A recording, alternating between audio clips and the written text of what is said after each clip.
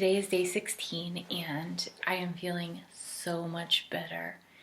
And day 16 means I've officially made it over that midway hump and I'm on my way cruising toward finishing the Whole30. So day 16, feeling good.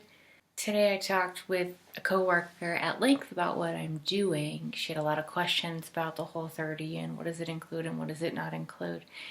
And I'm starting to be considered this sort of expert on it at my work, which I'm not, and I'm not a nutritionist, and I'm not a sponsored member of any sort of diet or lifestyle. I just am a person who's tried it and seems to be having results with it. So I want to get that out there and make sure I said it. It's in the description and it has been since day one, but I do want to make sure that I'm letting everybody know that I don't have any sort of background in nutrition and I'm not a doctor, and you should not listen to necessarily anything I say because just because it's working for me doesn't mean it's going to work for you.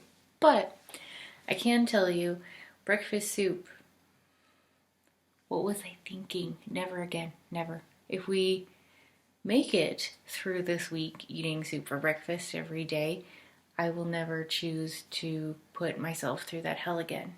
Now, the soup itself is tasty. In fact, it's one of my favorite of the Whole30 compliant soup recipes that we've tried. It has nothing to do with taste. It's just something so bizarre about eating soup for breakfast. It's just odd. It's odd to eat soup while drinking coffee in the morning. I can't get used to it, and it's not a lifestyle I want to live anymore. So we will definitely be going back to eggs next week for breakfast. I did see a recipe that involved sweet potatoes mashed with some cinnamon and some almonds, which sounds delicious if you're in the mood for a sweet breakfast. Today I broke my own rule and I forgot to look at my food journal, which is a real thing. It's right here.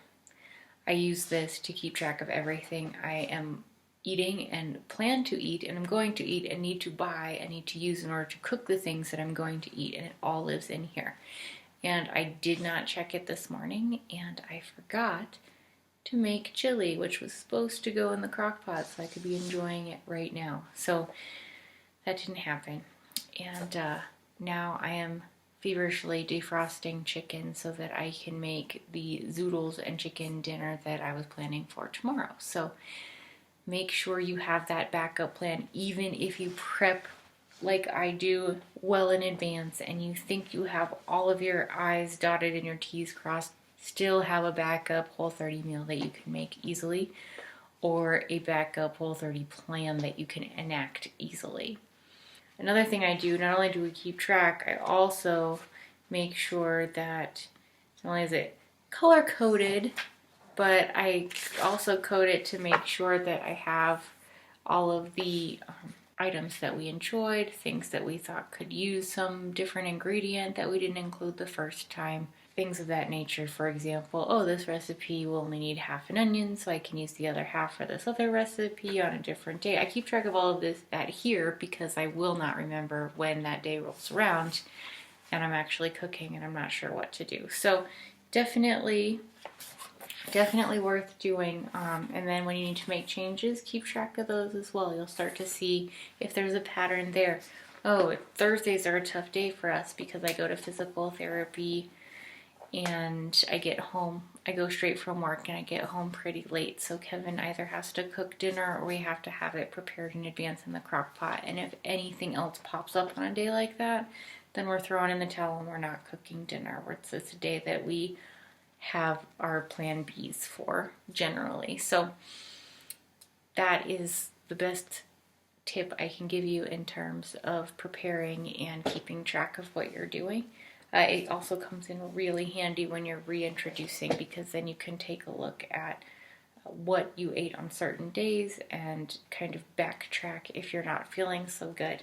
What did I eat over the past couple of days that could have caused that issue? When did I introduce them before and how did I feel in those days?